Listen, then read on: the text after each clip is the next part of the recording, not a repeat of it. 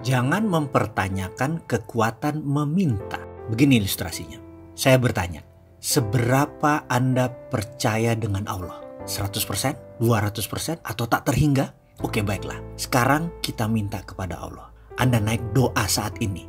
Ya, saat ini juga hentikan nonton video ini dan berkata, "Ya Allah, saya ingin akhir bulan ini mempunyai uang 1 miliar masuk di rekening saya." Katakan kalimat itu berulang-ulang.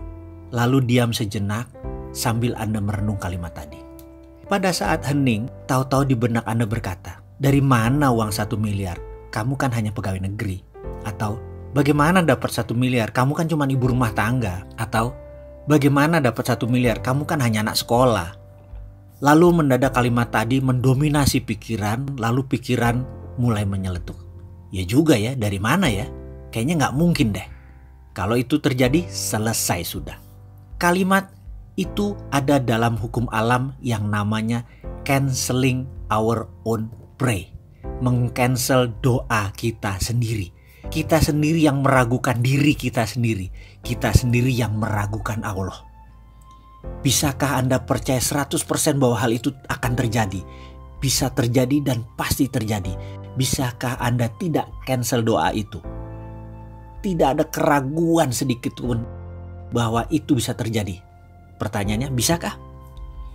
Ini adalah permainan keyakinan. Ini adalah permainan ketakwaan.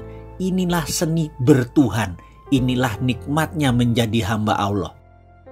Ketika keyakinan itu utuh, bulat, rapih, dan tekun, semua terjadi. Lalu ada lagi rahasia lain. Ada.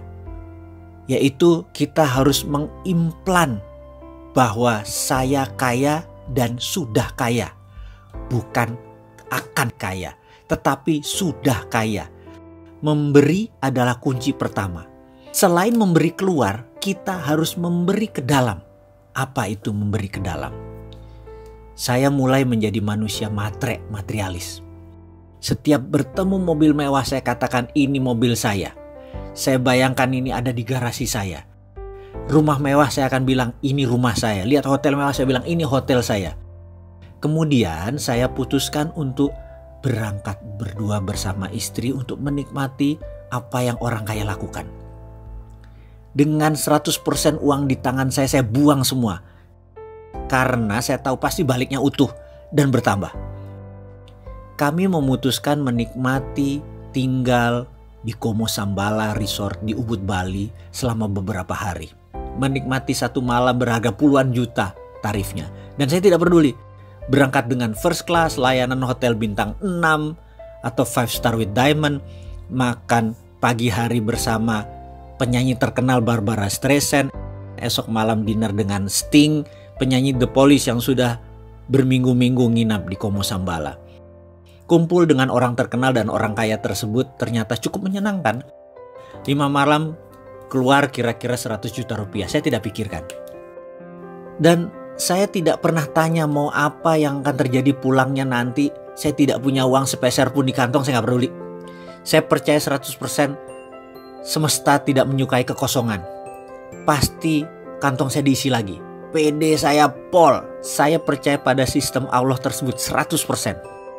Pulangnya, setiap hari di depan kaca saya berkata pada diri saya sendiri berulang-ulang. Sambil menunjuk bayangan cermin saya tersebut. Kamu makhluk Allah terbaik. Ribuan kali saya ucapkan sambil tersenyum dan terus pumping semangat, menyemangati diri sendiri. Tak lupa setelah melakukan sholat fardu, di ujungnya saya selalu ngayal dengan meresapi nikmatnya tinggal di hotel bintang 5 resort, naik kapal first class, dan seluruh kemewahan duniawi. Dan saya tidak cancel apapun. Nikmati saja karena semua sudah terjadi dan saya yang punya itu semua. Receh di kantong dan setiap saat tangan di atas.